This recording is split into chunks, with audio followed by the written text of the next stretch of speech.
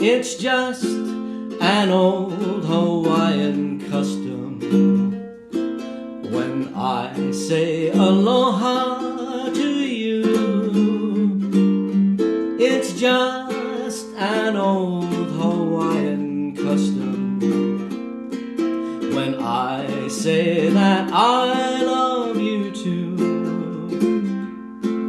I love to sing for you a plaintive little melody and give a lay to you to make you very happy. It's just an old Hawaiian custom when I say aloha to you.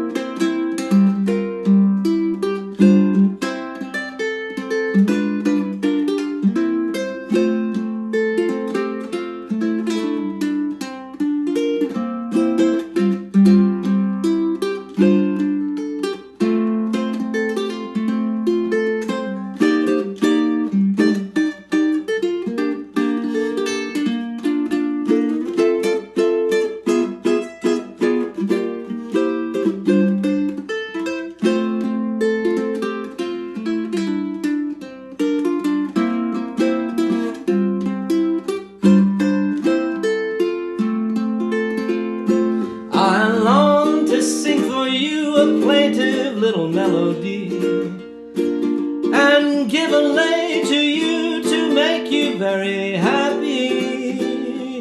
It's just an old Hawaiian custom when I say aloha to you.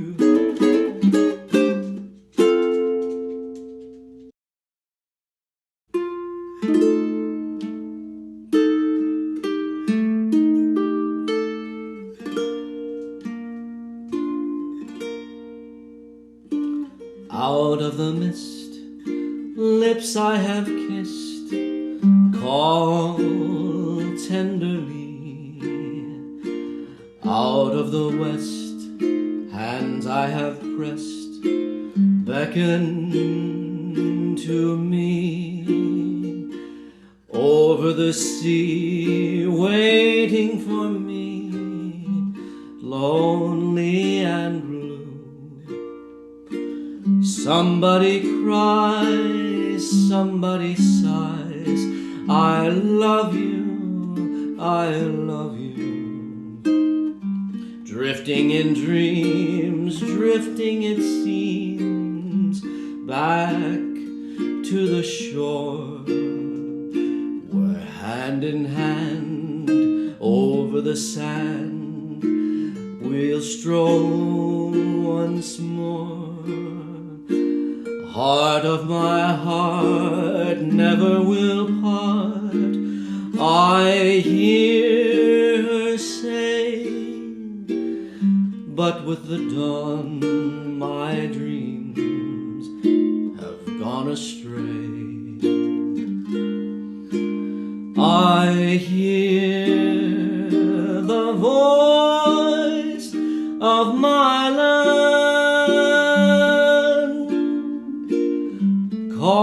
calling me, it seems, that fair Hawaiian island, my isle of golden dreams.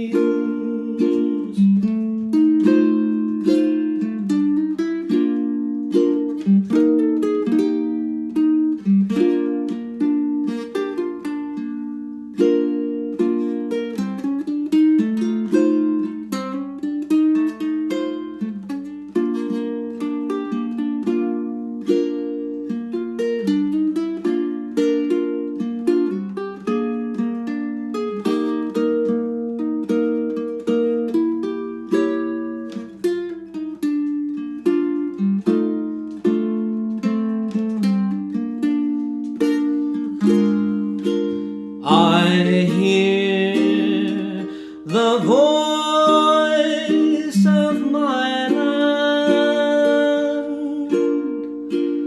calling me, it seems, that fair Hawaiian island, my isle of golden dreams.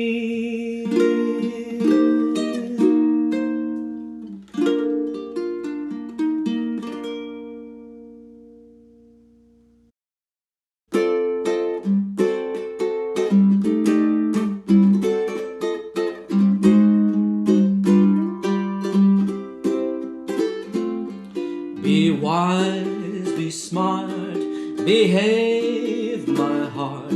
Don't upset your cart when she's so close. Be soft, be sweet, but be discreet.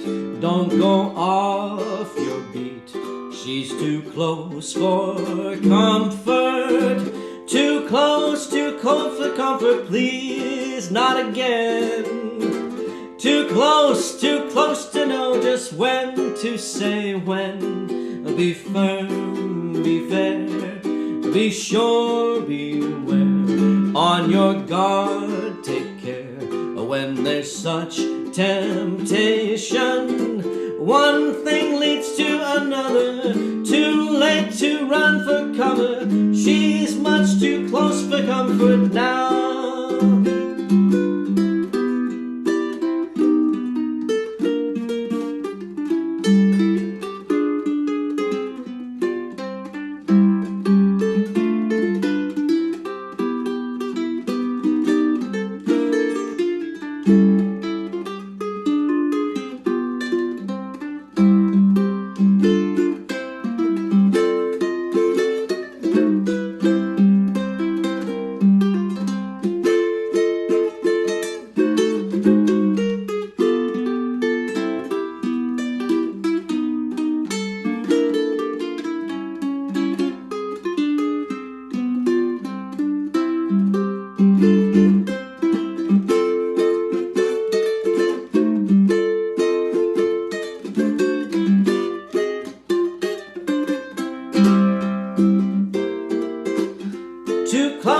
close for comfort, please not again.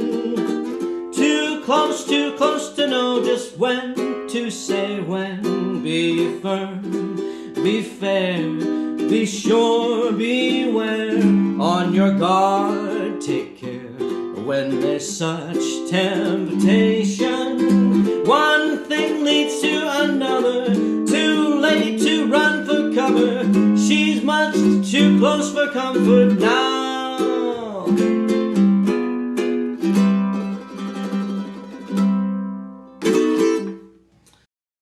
So let's just take a little pause, and I don't know who it was. A friend of mine on here on the Instagram suggested I talk about some ads. Hey, George Sluppick, you are Mr. Wonderful, sir. Quiet. Inside joke between us here. But hey, so yes, cheers everybody. So I don't know who it was. Maybe it was Mr. I Collect Mountains, or maybe it was Owen.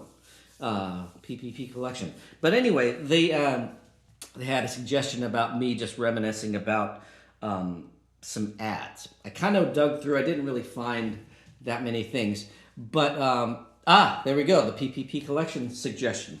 So let's just talk about one of these things that showed up. Oh, but first, let's. I did find this. Hold on. Not an ad, but hopefully those will stay there. This is it's not an ad, so in this issue, the thick skateboarding issue, there is an interview with this Tony kid, skinny guy. He's done pretty well. His pro spotlight is in this issue. You might recognize him with that hair. Yeah. So one day I got a call from Tony. He says, "Hey, do you want to come skate Pete Finland's ramp with me? I have to shoot some pictures for Transworld for my interview." And I said, "Sure, why not?" So Pete Finland's ramp was right here in Oceanside. Actually, it's just a few houses away from where young David Swift lives. So Pete Finland's ramp was actually the first ramp that I kind of learned how to skate. I kind of skated by myself a bunch there when it was just a little 5-foot-high mini ramp. Learned how to drop in, learned how to hit the coping. The coping was PVC coping about that big around. But anyway, he built it up into an 8-foot-high ramp. and they had contests there. But so Tony calls me up and says, "Hey, will you come with me? And Grant's going to shoot some photos." So here's the photo at Pete Finland's ramp. I will hold it like that so it doesn't shine. Tony Hawk. And if you look really carefully, that's me. Across the way. Yeah. Just me and Tony at that session. And Tony just needed somebody to skate with so he didn't get exhausted. And but I don't know how much I can help. Grant has some really horrid photos of me skating that day, just full throwaway things. But there is some documentation of me skating. In fact, so this is Tony's frontside ollie over the channel. Grant had a picture of me doing a frontside ollie over the channel, and it was probably, we couldn't use it because it would be in danger of being covered up by that Transworld logo. That's how bad my frontside ollies will always be. But anyway, I was there to help him not get tired. So not an ad, but reminiscing nonetheless. And and then a Supercuts receipt in there. I don't know why. So I'll just put it right there. So let's talk about an ad that was posted recently. I didn't find the other one, but I found this one. I found that ad, XT Bonite ad. And it is in the October 1987 issue of Transworld, cold, boring issue. And yeah, that is somebody on the cover who shall not be named. But yeah, so here we are. People were kind of talking about this, and unfortunately it's an ad for Bonite. And actually the board I'm writing is not a Bonite board, by the way, because that predates, this board predates the Bonite series. But they, Stacy just said, hey, we need to shoot some things to either have for ads or just things to have. Sometimes maybe they didn't get used for an ad. Maybe they ended up in the Powell Intelligence Report or just things, in-house things, in-house catalogs or whatever. So we're always kind of shooting. And whenever Stacy Peralta says, hey, we got to shoot some stuff, you drop whatever you're doing and you go. And so we drove out. This is the one and only Chris Borst ramp in Bakersfield. And that is, of course, the section of the Search for Animal Chin, my big claim to fame, was on that ramp. And so this was probably shot right in and around the same time as that video. But so, Stacy was kind of like, well, let's just do some things. And so you would kind of just do tricks, and he would, kind of watch and then take some photos. And when you did something that he like triggered, like he's, oh, I want that, then we would focus on that trick for a while. So we'd already done a judo wear, so I have to go back and find that magazine somewhere in there. So we had already done the judo wear for the Bones bearings that ended up there. We needed something else. See, so, well, we can't do another judo wear. But me being known for the taking my feet off thing, we opted for something like this. And I kind of went through a bunch of stuff. We talked about where there was going to be a sequence of me doing the double kick thing, where I kick one way and back in the same airspace. And but yeah, that didn't really work because then it would have to be a sequence, and the pictures are small. But so sort of half jokingly, because of running out of things to do, I kind of went up in the air and did something not quite like this, but basically just a throwaway thing. And Stacy says, do that. And I was like, yeah, but I didn't make it. I couldn't make it because it wasn't really something I was doing at all. But Stacy, being Stacy Peralta, says, well, just try a few, and the more you do, you'll get it. And so each time I would go up and kick my foot off, what I thought was as far as I could go, he would kind of egg me on. So kick a little further. And then, his suggestion of my right arm going over the other way, sort of a counterbalance thing, that was, my left arm, to kind of, counter motion thing. He said, yeah, do that. And so it really kind of morphed it from just kind of, let's get this shot and we'll make something of it. And so it ended up there. And I did them not super consistently, but after this, I kind of did them for a little while. But, being contests or demos or whatever, I generally didn't go all out like that. But I did make at least a couple like that. So I don't feel so bad because Stacy was kind of like, yeah, it's all right. It's just a shot. And he knew that, if you get the shot, you kind of have to back it up at some point. There's not a whole lot, there's no footage of me doing them like this. But yeah, so that was Stacy. And so at the end of the day, he said, well, what do we call it? And I'm like, I don't know. It was just a one-footed lean air to me. And but he thought because it's sort of like, was this sort of unwrapping and wrapping kind of thing. He called it a ratchet air. Yes. So the ratchet air, which sadly is tied to bonite. For those of you who may not know, bonite was an experiment that Powell did that had two safety dance style. Yes, Aaron Mesa. Yes, safety dance. Yes, so it really should have been the safety dance here. What was it? I totally got sidetracked with the safety dance. Gosh, I don't even know what I was talking about now. But yes, so the ratchet air, it was one of those things that, because Stacy kind of pushed me to try something that I couldn't do, that's where I ended up. But yes, so bonite again. So bonite for people was up until then. The boards they were making were 7-ply maple, and they wanted to figure out a way how to make them as strong as the maple, but maybe a little thinner and lighter.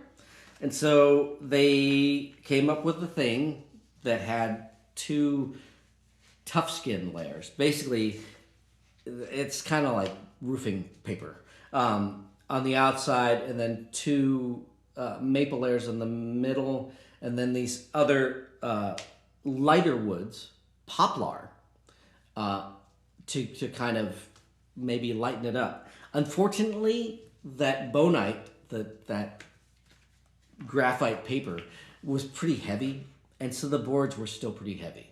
And they tried to make it lighter and strong, and just as strong, but it didn't really work out. Yes, I Collect Mountains, they were tanks. What you don't know though is the first one that I got, the first ones that they shipped out, just were maple. So they were like 6 layers of maple, and then that tough skin bonite on the outside. That thing was unbreakable. And Alfonso Rawls may remember the day that I got that board, and I was skating with him, and I was literally taking it and bashing it into the corner of a curb as hard as I could, because that's what Powell wanted us to do, and I could not break the thing. Back then, putting the rails on there, I even had a hard time drilling the board for the rails. So the original run of bonite, those were really, really, really good, but they were really heavy, like way heavier than just the normal maple boards. And then of course poplar. Yes, see, epically Justin. It doesn't have the nanotubes like maple. Poplar basically, it's like balsa wood. And the problem being was that they were really strong, kind of this way, flexing wise. But once you chipped the edge of the board and into the poplar, they would kind of explode, and they would delaminate, and they would puff up, and they would just kind of fall apart. And that was the downfall of bonite, unfortunately. And so it went away. But at least I'm tied into that with my my ad. Where did it go? Somewhere in here. Anyway, yes, tied in forever to bonite, even though I wasn't writing a bonite board in the ad. So that is a little story about that ad. I don't have the board I was writing. I don't have anything I was writing in the ad. But yeah, it definitely is a glimpse. And of course, the honor of having Stacy Peralta do the shooting was definitely a highlight of writing for Powell. And Stacy being one of my heroes, when he says you can do this, you can do it. Even if you don't believe in yourself, he would make you believe in yourself. And the thing that with Stacy, he didn't say a whole lot, but he would do this thing when you did something that he was kind of blown away by. He would kind of giggle. He was just kind of like, and laugh. And you're like, is he laughing at me? Is it bad? Is it making him laugh? Do I amuse you like a clown? What it came down to, though, is that he didn't have any words for it, and he was just happy and excited about whatever it is you're doing. Maybe he didn't understand what you're doing, but he was blown away by it, and it came out, and it's just a little laugh. And so if you got the Stacy Peralta laugh, you're on the right track. Bow Night. I don't know if it was George's idea. I think it was a George Powell idea. Because I don't know that Stacy, by that point, I don't think he was doing any of the engineering things. But I think that George was always trying to make something better. And it's just everything. It's just science. It doesn't always work. As I say in science, failure is always an option because you don't really know if it's going to work until you try it out. And so they tried it out and it didn't work. And that's all right, They gave it a shot. You can't fault George and the guys for trying something new. And it happens to everyone. So there we go. So there we go. A little shop talk about an ad, and nothing to show for it, but sort of a show and tell. Mostly a tell.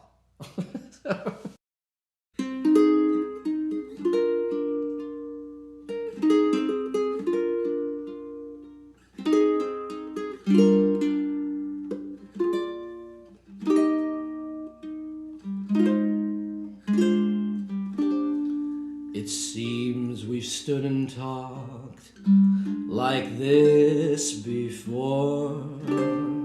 We looked at each other in the same way then, but I can't remember where or when.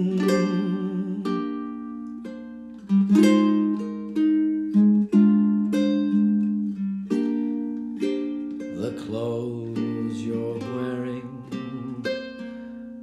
are the clothes you wore. The smile you're smiling, you were smiling then, but I can't remember where or when.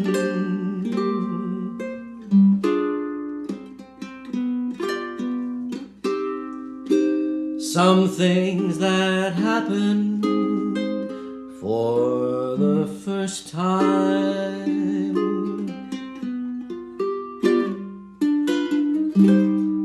seem to be happening again.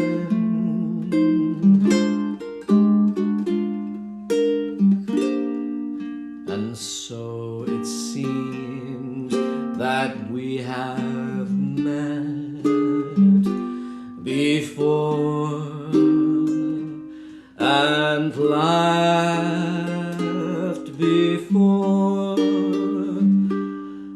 and loved before, but who knows where or when.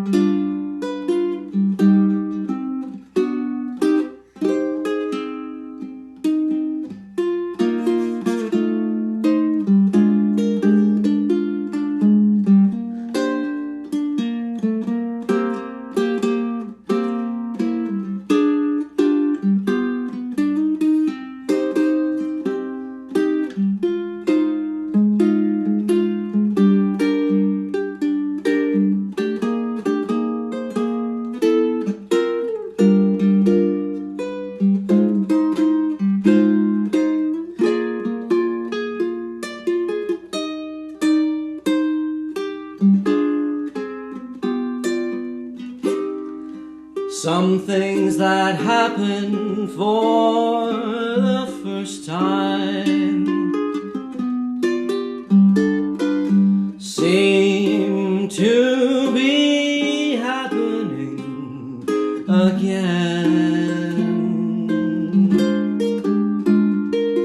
and so it seems that we have met before and laughed before and loved before, but who knows where or when?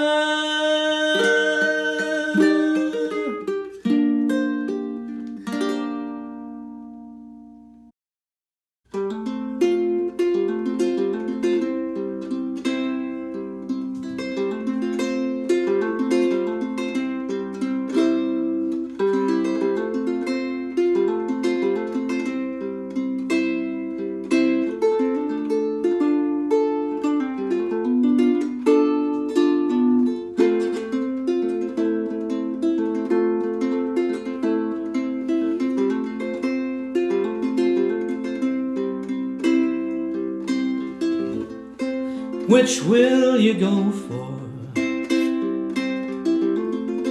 Which will you love? Which will you take from the stars above? Which will you answer?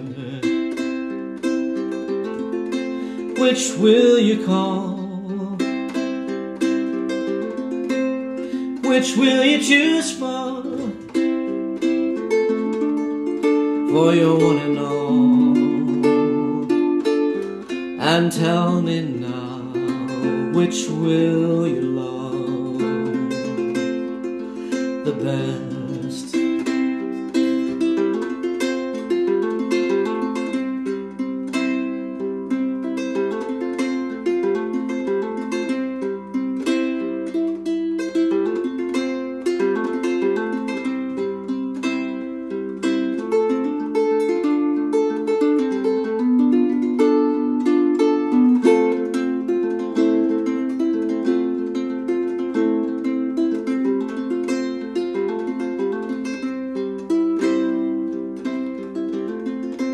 Which do you dance for?